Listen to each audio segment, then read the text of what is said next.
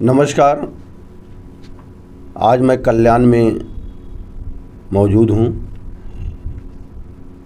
लोगों को कोई भी बड़ा काम, घर लेना है या कोई बिजनेस चलाना है, व्यवसाय चलाना है, तो उसके लिए आर्थिक समस्या उत्पन्न होती है। उस आर्थिक समस्या से निपटने के लिए लोग बैंकों के पास जाते हैं लोन लेने के लिए।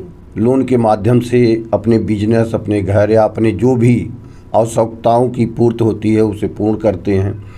लेकिन उसमें तमाम उनके सामने समस्या आती है, सिविल की समस्या आती है, सही जानकारी नहीं मिल पाती है, उनको गाइडलाइंस नहीं मिल पाता है, जिसके वजह से लोग कभी कभी फ्रॉड लोगों के पास पहुंच जाते हैं और फंस जाते हैं। उनका बहुत बड़ा नुकसान, बिजनेस प्रमोट करने के बजाय वो बेचारे डूब जाते हैं।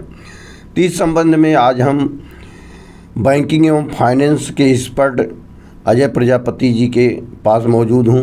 उनसे मैं तो जानकारी चाहूँगा कि अपने जो आपके पास जानकारी उपलब्ध है उस जानकारी के माध्यम से आप बताइए, लोगों तक इस चैनल के माध्यम से आवाज़ पहुँचे ताकि लोगों को इससे जानकारी, उस समस्या से निपटें, बचें। इस जानकारी में अजय जी, मैं आपसे 2-3 सवाल पूछना चाहता हूँ।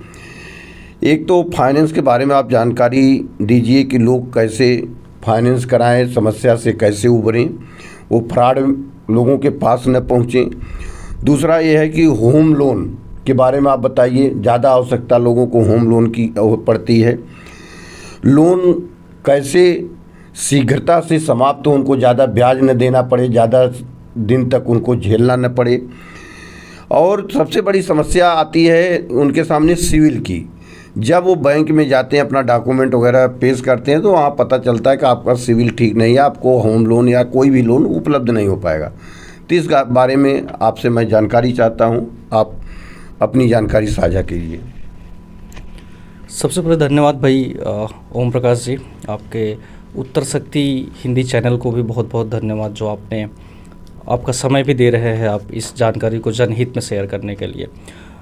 तो आपका पहला सवाल था कि आज के टाइम पे होम लोन या फिर कोई भी फाइनेंस की समस्या है लोगों को, या फिर फ्रॉड के तरीके, फ्रॉड हो जाता है लोगों के साथ। तो सबसे पहले तो ये समझिए कि आज के टाइम पे पूरे देश में बहुत सारी बैंकें, बहुत सारे फाइनेंस, बहुत सारे NBFC, बहुत सारे HFC कंपनियां हैं।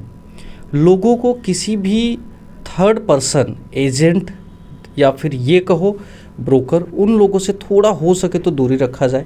क्योंकि आप डायरेक्ट बैंक में आज के टाइम पे गवर्नमेंट इतना ज़्यादा प्रमोट कर रही है, किसी भी अफोर्डेबल हाउसिंग हो या फिर लोअर क्लास या इनफॉर्मल हाउसिंग हो, आप किसी भी तरह लोन लेने के लिए डायरेक्टली आप बैंकों के पास जा सकते हैं। अब बशर्ते बैंक के पास ना जाके अगर आप या वो व्यक्ति कहीं और जा रहा है, तो डेफिनेटली अगर कोई किसी भी तरह से कमीशन की बात करता है या किसी भी तरह के चार्जेस की बात करता है या बहुत सारे अलग तरीके से लोगों को मोल्ड करके पैसे की डिमांड की जाती है, तो उन सब चीज़ों से बेहतरीन तरीके से यही है कि भाई वहाँ से बचा जाए। क्योंकि बैंक किसी भी तरह से कोई भी चार्ज फिनेंशियल नहीं लेती है, जो भी उसका लीगल चार्जेस होता है वो चार्जेस के थ्रू ही होती है। तो गलत लोगों से बच के आप डायरेक्टली बैंक और फाइनेंस, NBFC, HFC के संपर्क करिए। वहाँ पे आपके जो रिलेशनशिप मैनेजर होंगे वो आपको प्रॉपर हेल्प करेंगे, गाइड करेंगे। दूसरा सवाल था आपका ओपी भाई कि होम लोन कैसे शीघ्रता से समाप्त, जल्दी कैसे ख़त्म हो। तो बहुत सारे लोग, ये आपका बहुत ही अच्छा सवाल और बहुत ही जनहित में ये लोगों के लाभदायक होगा डेफिनेटली अगर आप ये लोगों तक बात पहुंचती है। तो बहुत सारे लोग गलतियां ये करते हैं कि होम लोन तो ले लेते हैं, ये एक अच्छी चीज़ है। दूसरा, उसमें जब भी उनको कोशिश करते हैं कि 20 साल का हमने लोन लिया, मैं 20 साल भरूँगा, ये सबसे बड़ा गलत माइंडसेट है। तो सबसे पहले ओपी भाई कोशिश ये किया जाए कि जो भी कोई लोन ले उसका माइंडसेट वो चेंज हो कि मैं 20 साल का लोन 7 साल, 8 साल, 6 साल में कैसे ख़त्म करूँ। उस चीज़ को ख़त्म करने के लिए उनको थोड़ी छोटी छोटी बचत करनी पड़ेगी। अपने घर खुदी खर्चे में, अपने अन्य खर्चों में से कहीं ना कहीं थोड़ा बचत करके एवरी ईयर या हर 2 साल में थोड़ा बहुत पार्ट पेमेंट करना पड़ेगा।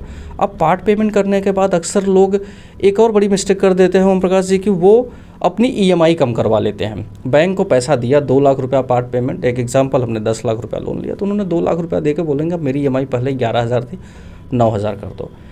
तो क्या होता है, साल तो आपका उतना ही रह गया 20 साल, लोन तो जल्दी ख़त्म होने वाला नहीं है वो 20 साल। अगर आप यही 2 लाख रुपया डाउन पेमेंट करके अगर आप बैंक को ये रिक्वेस्ट देते हैं कि आप मेरा इसकी जगह पे आप मेरा जो ड्यूरेशन है, टेनर है, मेरा जो टाइम ड्यूरेशन है 20 साल की जगह आप उसका इफ़ेक्ट EMI पे ना दे के आप मुझे इफ़ेक्ट इसका टेन्योर पे दे दीजिए, तो आपका लोन अगर आप 2 लाख रुपया पार्ट पेमेंट करते हैं तो करीब करीब आपका 40 से 45 महीने कम हो जाता है, मोटा मोटी 4 साल।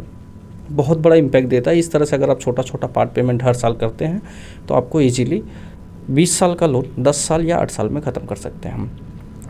तीसरा एक और आपका सवाल था, मैंने ध्यान दिया कि सिबिल में बहुत सारे फ्रॉड। लोन एक इटसेल्फ अपना जो वर्डिंग कहता है लोन, तो अगर आप लोन को 2 पार्ट में पढ़ेंगे लोन, तो भी उसमें बहुत सारी कुछ मिल जाती है कि एक तरफ लोन को कहा जाता है कि आप लोन मतलब ले लीजिए, एक तरफ ये भी कहता है कि लोन मत लीजिए। तो यदि आप लोन ले रहे हो तो ये समझिए अगर आप 10 रुपये का लोन ले रहे हो तो उस लोन से अगर आप 15 रुपये कमाने के हिसाब से ले रहे हो तब तो लोन ज़रूरी है। बट अगर आपको लग रहा है कि मैं 10 रुपये डाल के 10 रुपये लोन लेके 10 रुपये कमाने के लिए ले रहा हूँ, तब तो लोन गलत है। अक्सर गलतियाँ वहीं पे करते हैं। आपके घर की इनकम को देखते हुए, आपकी हाउस होल्डिंग इनकम को देखते हुए कोशिश करें जितनी आपकी इनकम उसके 50% से ज़्यादा कभी भी EMI अपने लाइफ में नहीं रखें।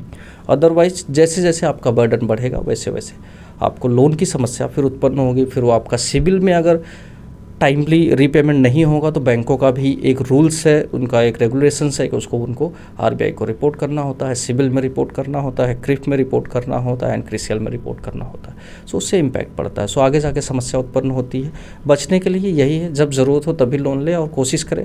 बैंक ने आपको टाइम पे हेल्प किया है तो आप भी बैंक को टाइम पे रीपेमेंट करके उनको सपोर्ट करें फिनेंशियल, बिकॉज अगर बैंकिंग और फिनेंस ग्रोथ होगा तो हमारा इंडिया भी ग्रोथ होगा। Thank you. अच्छा, क्या जैसे आप बोल रहे हैं कि हम EMI न कम कराएं, मैं एक्स्ट्रा पेमेंट जमा करके समय को कम कराएं, लेकिन लोगों को जो इनकम है, इनकम के हिसाब से उन्हें परिवार चलाना है, तो उनको ये लगता है कि EMI कम हो जाएगी तो हमारा बच्चों का पढ़ाई, घर का खर्चा